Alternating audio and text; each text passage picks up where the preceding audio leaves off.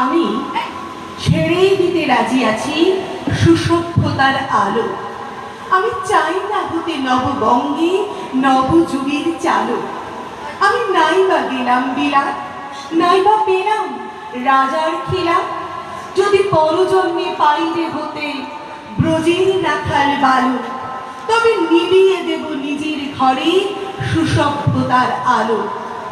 যারা নিত্য কেবল ধেনু চড়ায় বংশী বটের তলে, যারা গুঞ্জা ফুলের মালা গেঁথে পরে পরায় গলে, যারা বৃন্দাবনের বনে সদয় শ্যামের বসে শোনে, যারা যমুনাতে ঝাঁপিয়ে পড়ে শীতল কালো জলে, যারা নিত্য কেবল ধেনু চড়ায় বংশী বটের তলে, ওরে বিহান হলো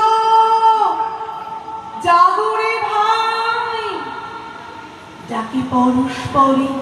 ওরে ওই যে দধিমন্থ ধ্বনি উঠল ঘরে ঘরে, হেরো মাঠের পথে ধেনু চলে উড়িয়ে গফুর রেণু, হেরো আঙিনাতে ব্রজের বধূ দুগ্ধ দহন করে।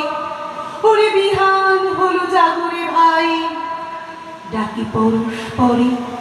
ওরে সাঙন মেঘের ছায়া পড়ে কালো তমাল মূলে, ওরে পাঠ ও পাঠ আধার হলো কালিন্দিনী কুলে, ঘাটে গোপাঙ্গনা ডরে কাপে খেয়া তরির পরে, হের কুঞ্জ বনে নাচে ময়ূর কলা খানি তুলে।